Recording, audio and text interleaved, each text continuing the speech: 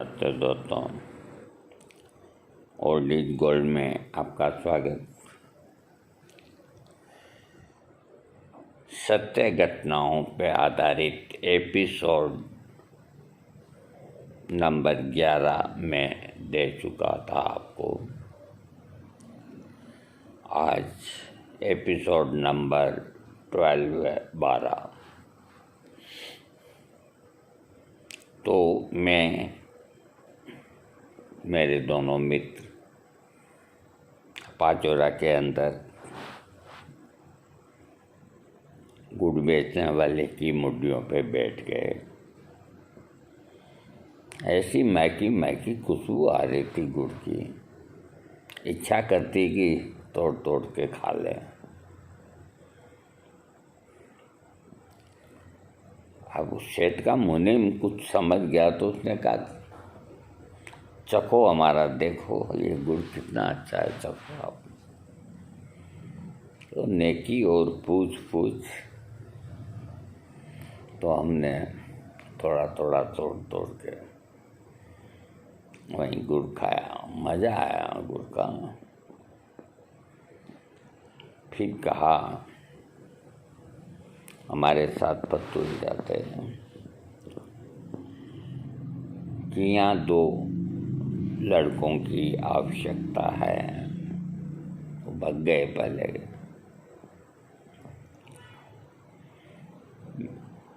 कोई आप लोग अगर यहीं काम करना चाहो तो। मैंने कहा, भाई देखो, ऐसा है कि यही मुसीबत हमारे साथ है। काम करेंगे तो तीनों ही करेंगे, 2 काम करेगा, 1 कहाँ रहेगा। तो उसने भी कहा, बात सही है।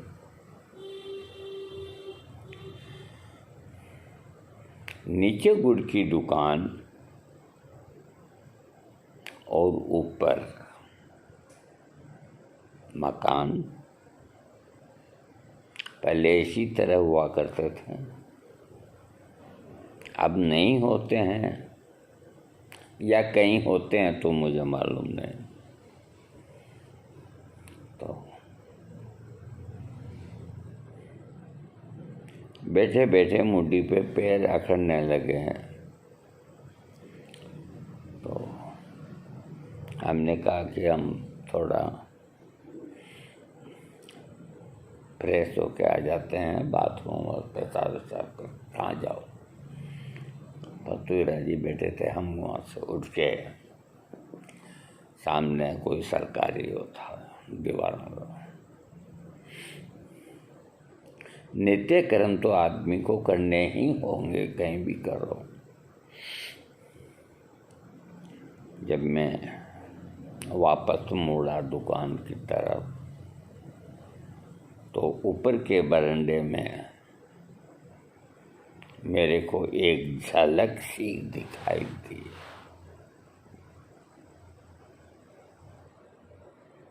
और मेरा दिमाग खराब हो गया।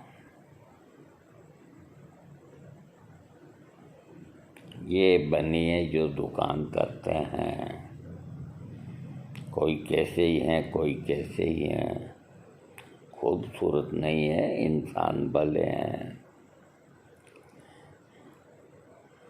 तो ये ऊपर जो मुंह निकाल के जिसने देखा, ये बाला कौन हो सकती है?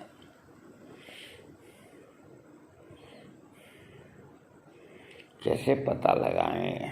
तो फिर हमने थोड़ी देर बाद कहा उनसे, मैंने कहा, देखो, हमने हमारे जहाँ से हम आए हैं वहाँ चिट्ठी डाल रखी है। तो अगर वो 1-2 दिन में आ जाते हैं तो बहुत अच्छा है, नहीं तो फिर हमें काम तो करना ही होगा।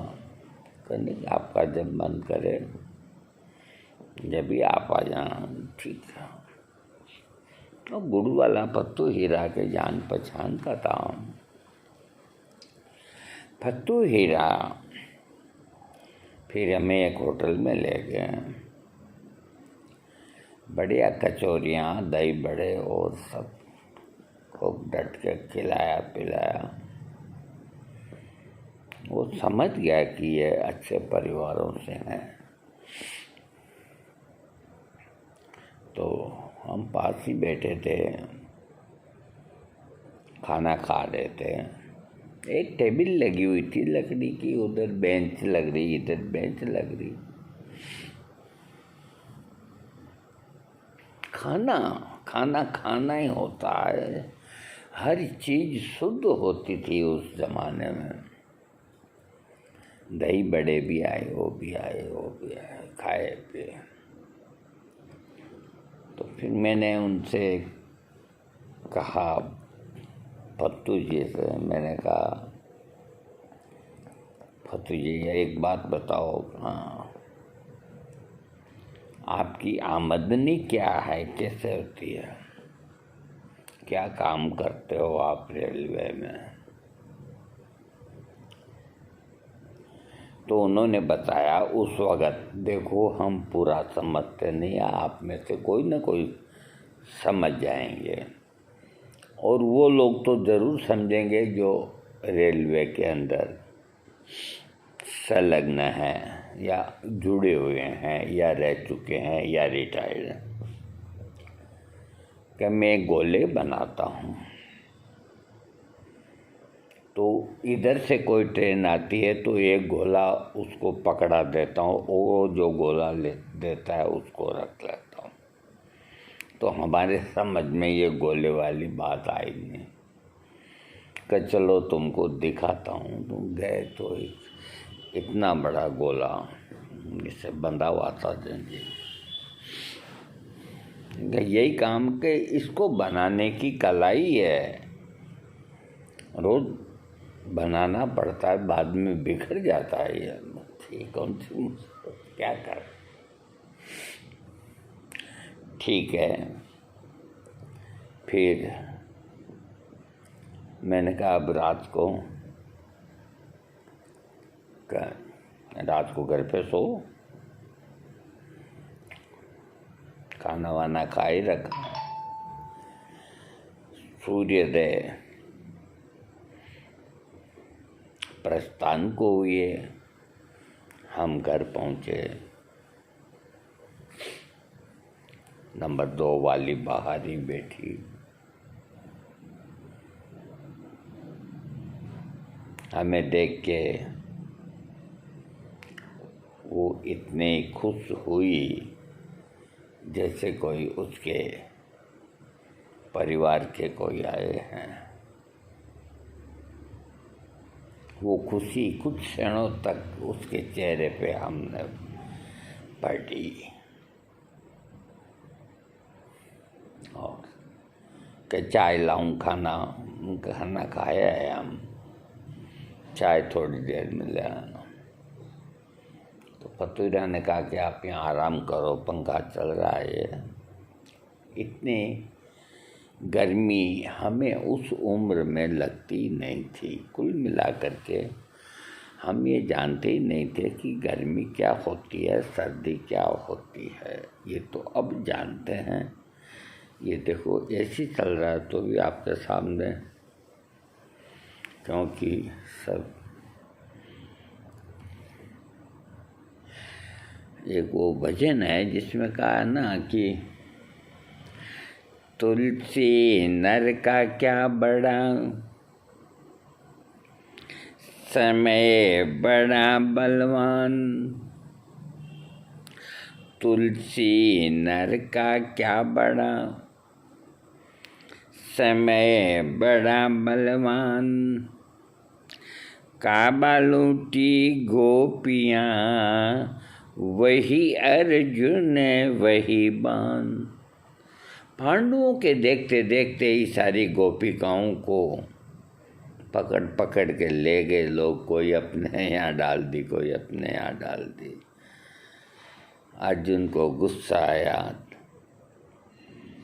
मामा उग्रसेन ने कहा कि अब तेरे तीर कमान काम नहीं करेंगे, क्योंकि जो शक्ति तेरे के अंदर काम करती थी वो आज इस दुनिया में नहीं है कृष्ण। अब ये इनको उठा के फेंक एक तरफ, काय को बोझ लिए घूमता है, कबूतर भी नहीं मरना तेरे। हाथ कांपने लगे, सब लज्जित हुए।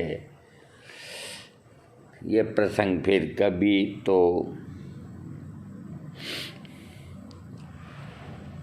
उसके बाद हम बैठे रहे, इधर उधर की बातें करते रहे। तो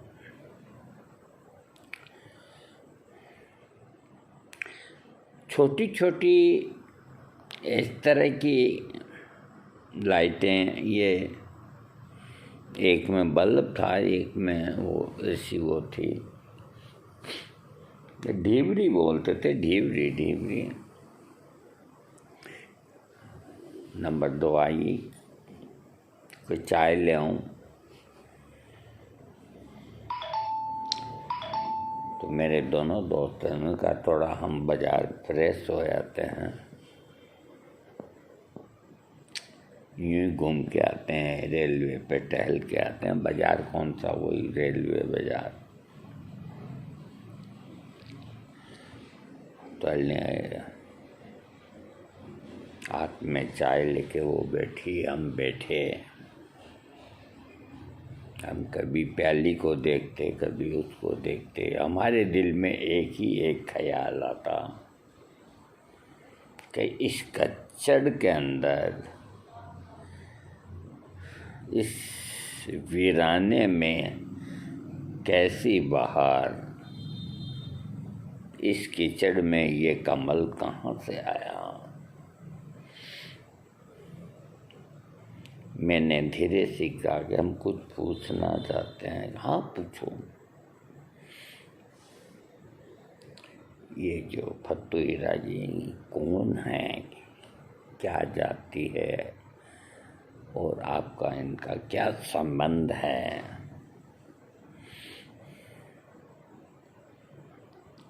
कि ये आप जान के क्या करोगे? आपको तो अब यहीं रहना है, मैं भी यहीं रहूँ।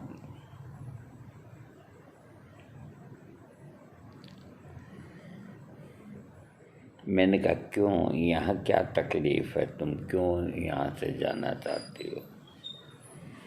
तो मुझे मालूम है इसकी पहले वाली जो आई। अखबार लाऊं क्या? तो उसको रुखसत होना पड़ा, तो कहीं मुझे भी इस तरह ही रुखसत होना पड़ेगा क्या? मैं पूरी बात समझा नहीं। तो उसने धीरे से कहा हम जाति के वाल्मीकि हैं, लेकिन हमारा जो पैसा है वो अच्छा है, मेहनती पैसा है, मजदूरी करने जाते हैं। और यहाँ ये काम, सरकारी काम में गोले बनाने का इनकी हेल्प करता।